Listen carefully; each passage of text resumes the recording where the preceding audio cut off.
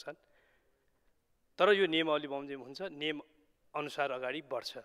विधेयकहरूको पारित गर्ने प्रक्रियाहरू कसरी अगाडि बढ्छन् भन्ने कुरा संसदको नियमावलीले प्रश्न भनेको छ, त्यस बमोजिम जान्छ। यो विधेयक पनि त्यही हिसाबले अगाडि जान्छ। यो महत्त्वपूर्ण विधेयक ल्याएकोमा सरकारलाई म धन्यवाद दिन चाहन्छु। विशेष गरी यो लामो समय अव्यवस्थित बसोबासीहरू, भूमिहीन सुकुम्बासीहरू, भूमिहीन दलितहरू, तिनको समस्याहरूलाई केन्द्रमा राखेर त्यो समाधानलाई तत्काल पहल कदमी लिनुपर्छ भन्ने ध्येय यो विधेयकले राखेको छ। 48 पछि झन्डै 1.5 दर्जनभन्दा बढी आयोगहरू बने, तर ती आयोगहरूले किन भूमिसँग सम्बन्धित समस्याहरूको समाधान गर्न सकेन? के कारण त्यस्तो पर्यो? कारण एउटै हो, जटिल कानुनी प्रबन्धहरू। त्यो जटिल कानुनी प्रबन्धहरूलाई फुकाउनु पर्ने बाध्यता छ।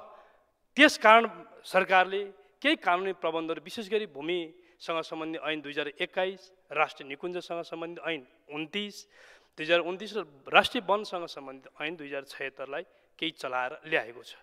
यसले यो देशका झन्डै 11,12,000 अहिले सूचीकृत अव्यवस्थित बसोबासी, भूमिहीन सुकुम्बासी, भूमिहीन दलितहरू छन्, तिनको समस्या समाधान गर्ने, तिनलाई जमिनको न्यायपूर्ण पहुँच स्थापित गर्ने यो आधार यसले निर्माण गरेको छ। त्यसकारणले गर्दा यो विधेयक असाध्यै महत्त्वपूर्ण छ, महत्त्वपूर्ण ढङ्गबाट आएको छ। साथीहरूले प्रसङ्गहरू ल्याउनु भयो।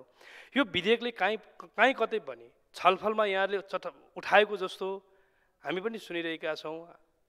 गिरिबन्धु टी स्टेटको कुरा पटक पटक हामीले यहाँबाट सुनिराखेका छौँ। कहाँ भन्छ यो? त्यसकारण संसदको रोस्टमबाट भनिदिनका लागि जे पनि भनिदिने, त्यस्तो मिथ्या भ्रमपूर्ण कारखानाबाट उत्पादन भएका असत्य सूचनाहरूको सम्प्रेषण पनि हामीले नगरौँ। म साथीहरूलाई बरु भन्न सोध्न चाहन्छु, नुवाकोटको शेरा दरबारको बारेमा यहाँहरूले किन स्मरण गर्न चाहनुहुन्न? यो गम्भीर विषयहरू, यो विधेयकले के भन्छ? यो विधेयक के का लागि ल्याइएको छ? यो विधेयकको उद्देश्य के हो? के गर्न यसले खोजेको छ? हामीले निर्माण गरेका संरचनाहरूले काम गर्न सकिने आधारहरू कानुन बनाएरै हामीले चाहिँ बनाउनु पर्ने होला नि। सरकारले यो दायित्व हो। आजको सरकारले यो कानुनी प्रबन्धहरू फुकाएर ल्याएको हुँदैन थियो भने देशमा अहिले बनेको कुनै पनि आयोगले, अहिले बनेको आयोगले पनि काम गर्न सक्दैन, भोलि बन्ने आयोगहरूले पनि यो भूमिसँग सम्बन्धित समस्याहरूको समाधान दिन सक्दैन। हामी सबैले चुनावमा हामीले राजनीतिक हाम्रा घोषणापत्रमा, प्रतिबद्ध पत्रमा हामीले भनेनौँ भूमिसँग सम्बन्धित समस्याहरू अब हामी समाधान गर्छौँ। हरेक निर्वाचनको बेलामा यही चुनावी नारा बनाउँदै हामी कहिलेसम्म गर्छौँ? त्यसकारणले गर्दा आज अहिलेको सरकारले यो संशोधन विधेयक नल्याएको हुन्थ्यो भने भोलि अरू कुनै बन्ने सरकारले यही विधेयक ल्याउनु पर्थ्यो। किनकि यो विधेयक अर्थात् कानुनी यी प्रबन्धहरू सुधार नगरिकन यो देशको भूमिसँग सम्बन्धित समस्या समाधान गर्न हामी सक्दैनौँ। त्यसकारण यो देशका झन्डै 34वटा भन्दा बढी जिल्लाहरूमा मध्यवर्ती छन्। मध्यवर्तीसँग सम्बन्धित समस्या ठुलो छ।